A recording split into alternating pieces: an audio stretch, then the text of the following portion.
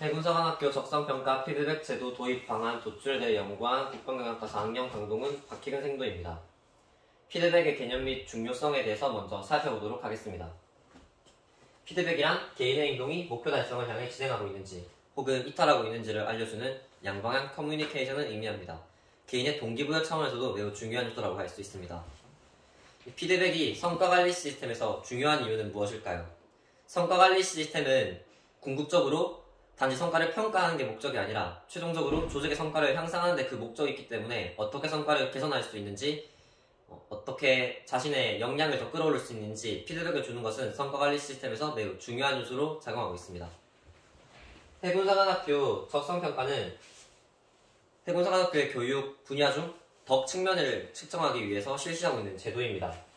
해군사관학교 훈육지침서에서 적성평가의 목적을 다음과 같이 서술하고 있습니다.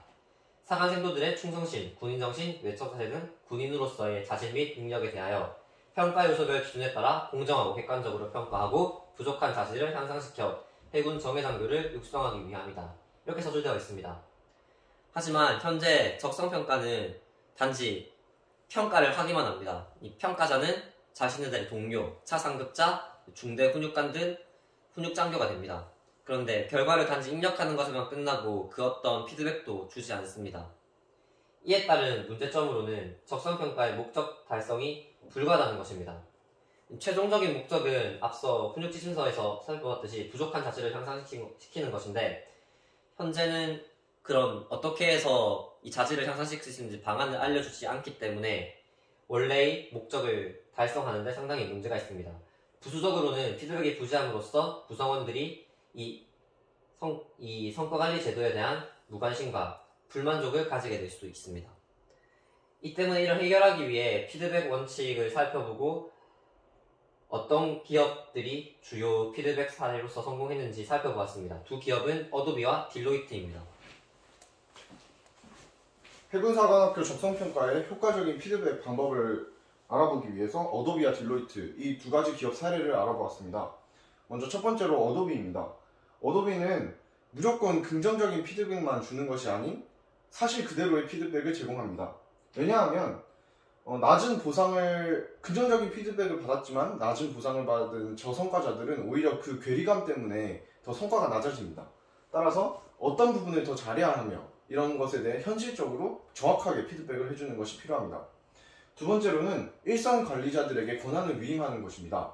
직접적으로 직원들과 더욱 가까이 그리고 상호작용하는 일선 관리자를 이제 관리함으로써 더욱 피드백을 잘 할 수 있습니다.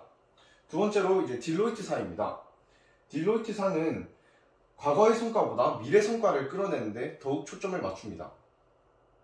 두 번째로 잦은 대화를 통해 피드백을 실시합니다.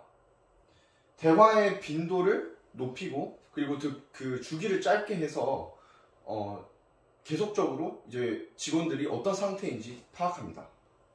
따라서 이런 두 가지 기업의 사례를 어떻게 하면 해군사관학교에 도입할 수 있을지에 대해서 네 가지 제언을 한번 제시해 봤습니다.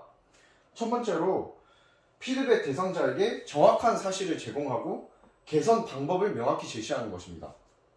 두 번째로는 피드백 과정에서 목표와 기대치를 토의하고 주기적으로 수시 면담을 실시하게 됩니다.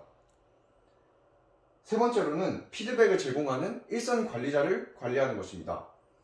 여기 그림에 보이다시피 사관학교의 계층적 관리 구조입니다. 많은 생도들, 1, 2, 3, 4학년의 생도들을 직접적으로 관리하는 대상은 바로 분대장 생도입니다.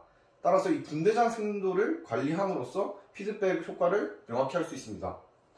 마지막으로는 적성평가 수치에 초점을 맞추기보다 대화를 통해서 개인 발전을 촉진하는 것입니다. 적성평가는 평정척도법입니다. 이것의 단점은 이제 피평가자의 현재 절대적 평가 수준을 알 수 없다는 것입니다.